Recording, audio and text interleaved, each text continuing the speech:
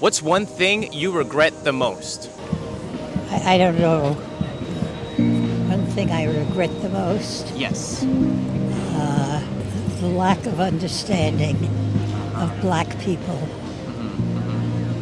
But yeah, the economy is shit. America is shit right now. Is America a systemically racist country? 100% yes. And I never understand when the right balks at this. We tell you that the government is corrupt, that it is evil. Why do we try to push back when people say it's racist? Acknowledging systemic racism is the first step towards creating a better world. But we cannot hope to dismantle something that we refuse to recognize. By acknowledging its existence, we validate the experiences of those who have been marginalized and oppressed for far too long. But acknowledgement is just the beginning. White people have ignored black people for so long, but right now they are reaping it the hard way, or they are learning it the hard way. You see on social media, on TikTok, on Facebook, on Instagram, they are sharing videos of them crying because life is hard, because the effect of racism and everything is affecting them right now. But black people have been here all along. They have been complaining all along. They have been warning the white people about this, especially the middle class white people. But because of the narrative from the rich white people, these middle class white people did not listen. Yeah, they were like, what are you telling us? But right now, they are getting it. But they are getting it the hard way. Some of them are out here saying that black people warned us against. They accept or they acknowledge the importance of black people, black women in the society, and they have made these videos out here. And, it is a high time that black people to be appreciated for the work they have done. Even Latinos, they now understand the importance of black people in the society.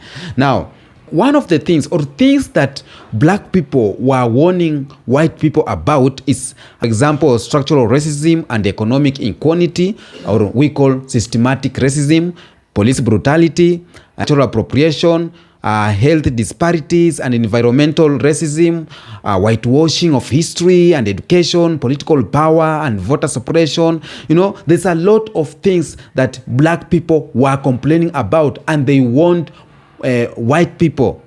But white people did not listen to that. But right now, they're out here. Now, I'm going to play for you videos of some few black people who warned white people, or who were in the first line to warn white people. Somebody like Dr. Cornel West, Angela Davis, Malcolm X, and Martin Luther King, they have speeches out here to talk about what was happening in the black community. We have videos even in social media. We have a documentary and films that they have been out there to warn white people, or black people are complaining. Like 13th video that's on Netflix is a documentary called 13th. We have I'm Not Your Negro. There's a documentary called When They See Us on Netflix. So a lot has been here. Now, I'm going to show you videos of white people regretting or talking about we wish we knew. I wish I knew. I wish I could listen to black people. Some of them are crying out here because of the hardship of economy. So it is getting messy. Let's watch these videos and then we talk about it. Folks that are tripping on the election of Donald Trump, who act like somehow this is a deviation from America's norm, that this is somehow some unique, horrible break with the history of the country. No. The glitch was the 8 years of the Obama administration. This is back to your regularly scheduled programming. The history of politicians scapegoating black and brown folks, blaming them for problems that they didn't create, and then getting votes on the basis of that, that's not new. Donald Trump didn't create that, didn't invent that. That's been going on for 400 years, back to the colonial period, before we even were a country. So the first lesson is, don't assume that what's happened all of a sudden is a new thing. Don't be shocked by it. This is normal for America. Welcome to your country. The whole history of America is the history of rich white men telling not rich white people that their enemies are black and brown. It starts in the colonies of what would become the United States. Rich folks looked around, the ones that owned all the land, in the colonies, the colonial elite looked around and they realized something, that they were heavily outnumbered by African enslaved folks, by European indentured servants, who were just one level above a slave, or other Europeans who weren't technically indentured servants, but they were still peasants, didn't have any money, didn't have any land, and they could do the math. They added it up and they were like, damn, we got to figure out a way to split these folks apart from one another or they're going to rise up and take our stuff. Systemic racism. It's a term that we often hear, but what does it truly mean? Systemic racism refers to the deeply ingrained structures within our institutions and culture that perpetuate racial inequalities.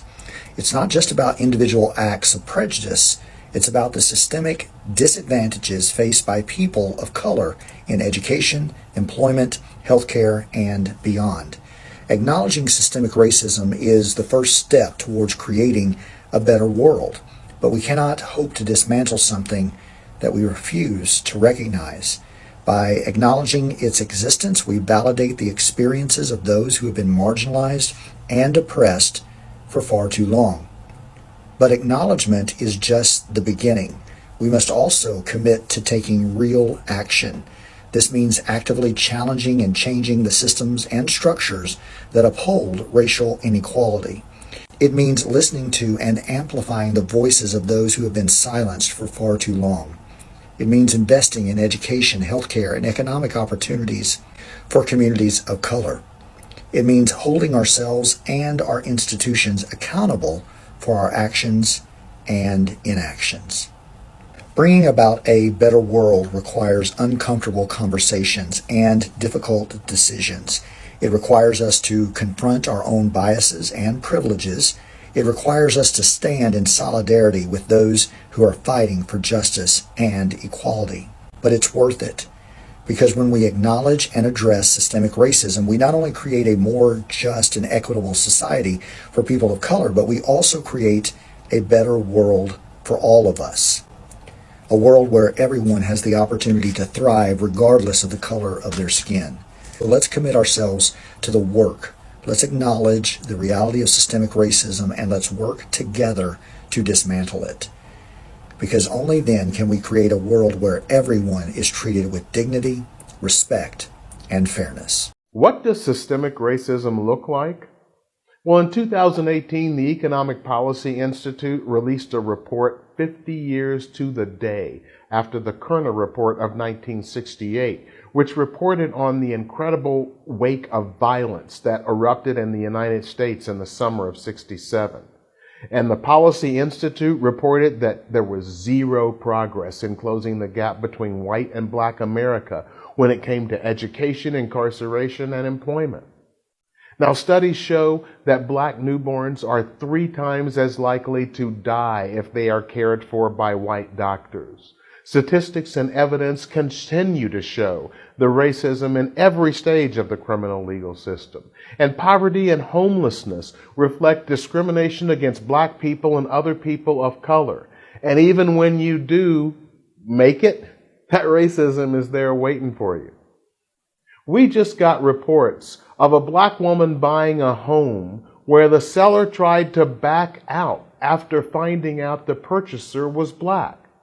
Stories from across the country have indicated that in order to avoid lower valuations of their homes, black people are required to eliminate signs of blackness before any evaluation of the home is conducted. And just last week, it was announced that Merrill Lynch agreed to pay $20 million to settle a class action lawsuit against them, accusing them of race discrimination against some of those blacks who had made it. Financial advisors. Allegations were that the black advisors were paid less, promoted less, and terminated at higher rates than their white colleagues. And there were specific allegations that this was based on company-wide policy and practice. Now, Merrill agreed to what was referred to as a programmatic relief program, which includes a review of the company's current and past diversity initiatives, as well as an analysis of their diversity metrics and pay equity. Now, of course, Merrill didn't admit any wrongdoing under this settlement. They claimed that the agreement was reached to resolve the matter so they could focus on the initiatives to assist black financial advisors and their clients. And in evaluating their claimed reason for the settlement, it's probably worth knowing that in August of 2013, Merrill also agreed to another settlement involving allegations of race discrimination, and that one was settled for $160 million. If you're looking for systemic racism and you can't find it, it may be the problem of not seeing the forest because of the trees. We know he's being God and he no longer can be here. In honor of his legacy, we're not rioting, God. We're not shaming anybody, God. We're just humbling ourselves before you. Yes, Lord. You brought the thunder and rain today, God, because Satan takes the L today. Father, in Jesus' name, you get the victory. Father, we ask for forgiveness from our black brothers and sisters for years and years of racism, of systematic racism. Goes in when we standing on business. I'm a big stepper, underground methods, top-notch hoes. Did you know that FAFO is the same as when you let kids touch the stove, because you can only tell them so many times, don't do it, it's hot, don't touch it, it's hot, don't touch it, until they actually touch it, and then they don't touch it again. That's pretty much what FAFO is. We're treating them like toddlers. As an Afro-Latino, myself, we have to hold accountability for our actions. That it's our own people turning against us. I am truly disgusted. And let's be very serious. Latinos voted for Trump because they want to be as close to whiteness as possible. It's because they're anti-black. And now you're begging the black community to come help us, to come save us. No! I think it's time we learn to save ourselves. And let the black community rest. Because my God, have they not done enough fucking work. So, yeah. Where were we during the George Floyd protests? Or the Breonna Taylor, Sandra Bland? When their community was getting killed, where the fuck were we? Because I do not remember seeing any Latin people out there. Now, maybe there was one or two of y'all. I don't remember seeing any Mexicans out there. So, we're gonna lay off a whole bunch of people again. And I already was struggling so hard, actually low-key, to even keep the current roof over my head. And now, I have no idea how I'm even going to get through the next few hours. I just don't understand. But yeah, the economy is shit. America is shit right now. I feel like there's a really big plan for them to, tank this so that we have to rely on other things, other people. It's fucking shit. Do you want to know how bad healthcare is in America? Here's how bad it is. I get stitches, cut my finger the other day. Go into the hospital, get my stitches done. No big deal, whatever. I have to wait 2 weeks to get them taken out. In the meantime, I get billed for my visit. Before insurance, for 5 stitches, $3,800. After insurance, $1,800. Or $1,900, excuse me. After insurance, $1,900 for 5 stitches for a terrible hospital visit. Anyway, fast forward, so I get my bill and it's time to take the stitches out, so I schedule an appointment at the urgent care that is associated with the hospital that I went to, same company. So I schedule suture removal appointment online, and then I go in for the appointment and they say, sorry, we're not going to take those out. Since you got them done at the hospital, you have to get them removed at the hospital. I said, why didn't you tell me that when I scheduled the appointment online? They said, sorry, go to the hospital. So I go to the hospital. And then I wait around for a while in the ER, and then I get back and I ask the nurse, hey, this is what happened. They turned me away at urgent care, told me to come here, that you guys would do it for free. Is that true? And the nurse said, let me check on that. I'm going to check with billing really fast. So they go check on billing. And then they say, sorry, billing says that you'll have to pay to get these stitches removed. And I said, that really sucks because I paid $1,800 to have that done after insurance. And they said, that is absolutely ridiculous. And I said, I know. And then I said, gonna be honest, I'm not gonna pay any more money through the hospital because I already paid too much anyway. So I'm just gonna go. And I said, I think I might just remove them myself. And they said, that makes sense because that was so much money. So we'll just take you off triage. It'll be like you're never here. Don't worry about it. And then they were like, you know what? Don't tell anybody we gave you this. and they gave me a little kit to remove my stitches myself. So that's a little story about healthcare in America. $1,800 will get you 5 stitches, and then nurses have to go behind the backs of the hospital to get you treated. So that's pretty stupid. America's system is a system of racism. That is the foundation of that country. And I think like growing up, I always thought and we're told, you know, this American dream, even us as Americans, it's an American dream. And if you work hard and get your education and do the right thing, you can get ahead. And then black people, black Americans, they tell us the same thing. Oh, black people, slavery's over. Racism is over. Just get your education. You can get a job. You can make money. You can have a nice life. But then, and you know, you believe it. You believe it because, yeah, I'm buying into it. But then you realize when you get to a certain point, you know, I'm climbing and climbing and climbing, and there's only so far they're going to allow you to go. And on that top 1%, 0.5%, because I definitely made it to the 1 to 3% of Americans for sure. But the top 0.5%, we're talking about the billionaires. I'm not a billionaire. I'm talking about the people that run the country. I don't run the country. They only a fraction. They're only going to let a few people with some brown skin in there. Is America a systemically racist country? 100% yes. And I never understand when the right balks at this. We tell you that the government is corrupt, that it is evil. Why do we try to push back when people say it's racist? We had institutionalized slavery in this country, followed by Jim Crow, that entrenched laws upon laws upon laws. Does that mean everybody working in our government is currently racist?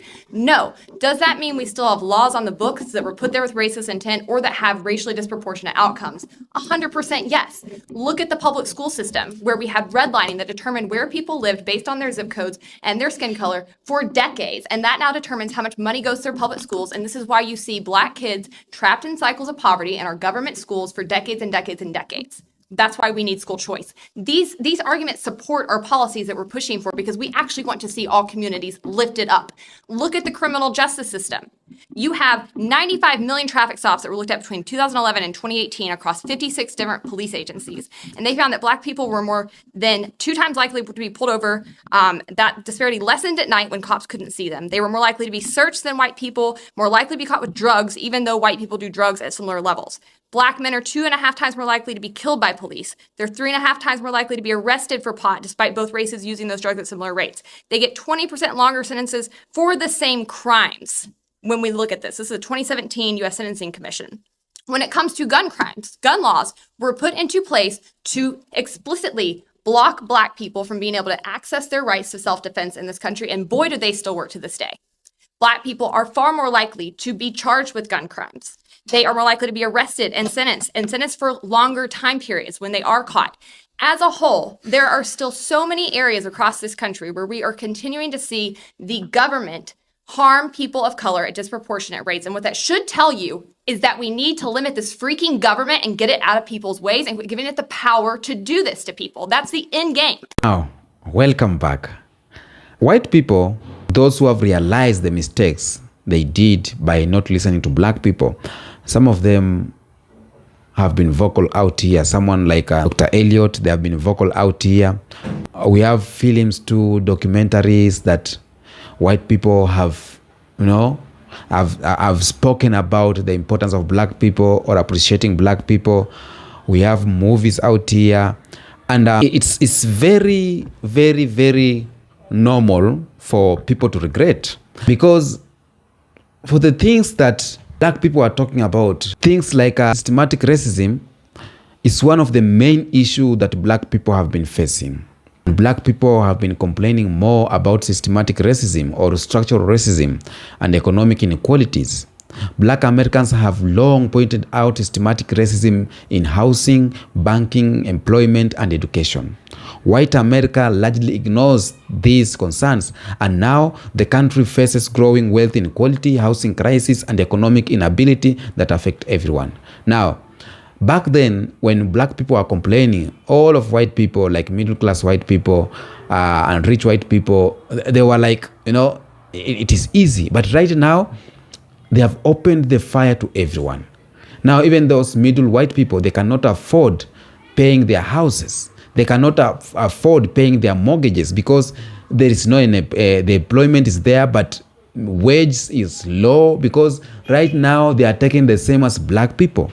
So the story that middle class white people were told back then about the black people being the problem, that was not real. It was just a narrative or a story to create or to continuation of the white supremacy, to get that favor from all white people, to believe that black people are the problem. But no, black people were not the problem. Black people were the one who were pointing out the problem like this systematic racism. They were facing this and they were going to the road protesting against it. But right now, it's affecting both of them. Now, when you talk about police brutality, for decades, black communities raised alarms about police brutality, and the lack of early reforms led to nationwide uprising, e.g.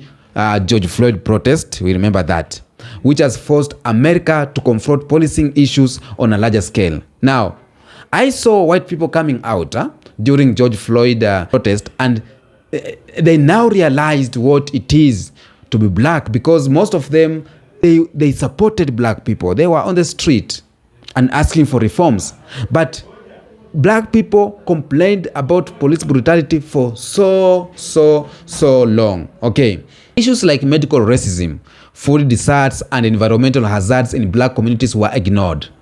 Now, these systematic problems have worsened public health outcomes for the whole country, especially the COVID-19 too, exposing healthcare disparities. So, you ignoring black people doesn't make you cool as a white person, or doesn't make you cool as a Latino. You seeing as black people are fools does not make you fool, because what you are doing right now, it will affect you next day in other way, Maybe it won't affect you, maybe it will affect your children, maybe it will affect your grandchildren. Because if white people could wake up and talk about racism earlier, back then, 200 years ago, right now we could have a very demure communities. White people were crying out here, they could have not been crying. Just recent occasion where black people warned people against voting for Trump, but they did not listen to them. Now they are out here regretting the consequences of voting for Donald Trump. White people are here crying over the consequences of ignoring economic inequalities. So it is evident that black people were there for the white people. Black people were there for the whole communities or whole races. What black people were fighting for was because of the interests of Latinos, interests of Asian Americans, and interest of white Americans, even if they didn't know that. Because right now, they are realizing that, wow, okay, these things black people are complaining about, it is happening right now. It is happening everywhere.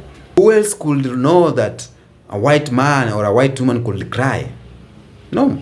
Personally, or is it a stereotype? I didn't know that white people cry because of economy, because we all know white people are rich and the American dream was there. They were telling people, as long as you work, you just study, get your education and work, you will get rich. So we believed that with Oxford University, we believed with this American's university that everyone or every white man is rich. And again, the white supremacy is the main problem of the white people. How? Because when we see white people, we believe they are supremacy. They got everything. But deep down, this white person is going through a lot. He got problems. You know what I'm saying? This white person hasn't eaten. This white person does not have a house. He's sleeping outside. But he can't come and tell a black person that I'm suffering, because we believe you are supreme. So rich white people caused problems for all white community. I understand our black ancestors caused problem for the whole black community, but at least black people are realizing themselves and they are gaining the power. But now white people are losing because they are struggling to maintain that supremacy. They are struggling to maintain that, and it is hard. So I think black people have advantage here. So whatever black people were fighting for back then and they talked about and they were ignored, some of black people were mocked, some were killed, like the likes of Malcolm X, But right now, it is evidence that everything that was said was reality. And I think black people should realize how powerful they are.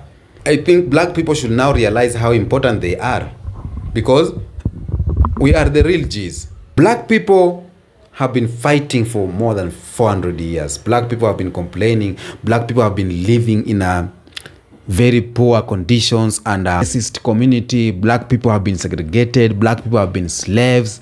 Black people have been colonized. But we are still going on strong, fighting for our rights, etc., etc. But I may say this. Just see white people having small problem, they're out here crying.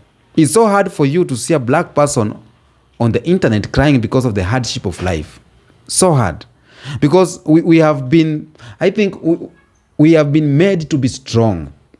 I don't know who knew that we will go through a lot and made us strong, but black people have gone through a lot. And black people too, they have been so vocal in changing everything. Black people, they have been used to build cities here, to build empires here, out here. American empire has been built by the black people, and it will fall because now black people are realizing themselves and they are coming to Africa, turning their back on America. So even the white people, the middle class white people, now they are understanding. There's a video I've showed you of a old white lady saying that she regrets not understanding the black people. You know, the lack of understanding of the black people has led a lot of white people to problems, has led a lot of white people to have hatred, their hearts to be full, to be misery, because they did not understand what black people are going through. Unless you fit the shoes of a black person, you won't understand. Because as a white person, you only receive praises, you don't receive segregation, you don't receive discrimination. As a white person, they only respect you, you only receive respects. They don't, you are not disrespected in the community. Each and every race, they respect you. Black people respect you, white people respect you, Asian respect you, Latinos want to be like you. So white people have been there all along, knowing how easy life is.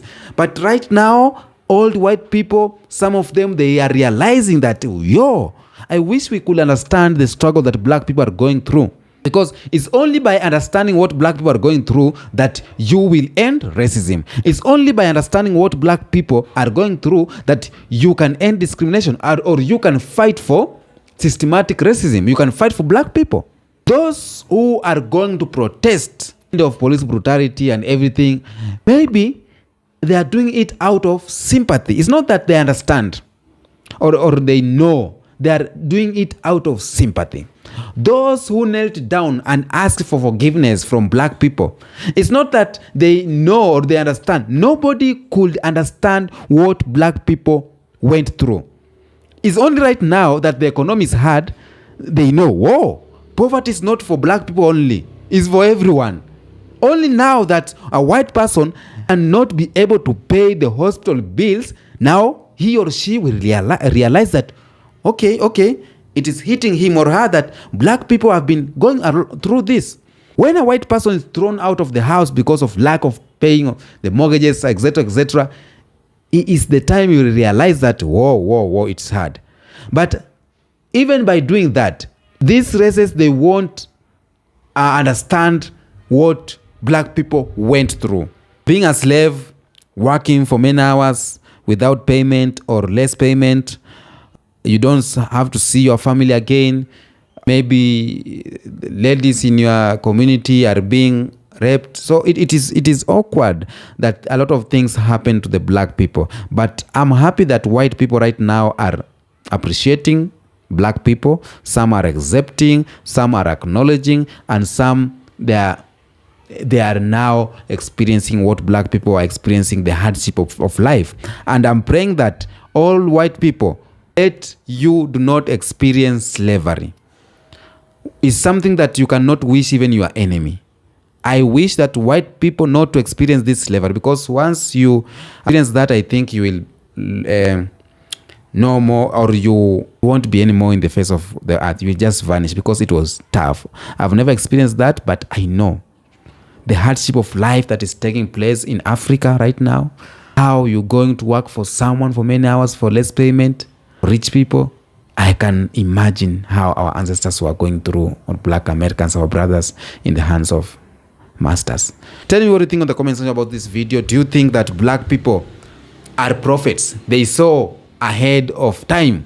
Do you think that black people are the real G's? Okay? Tell me what you think, and until next episode, peace out.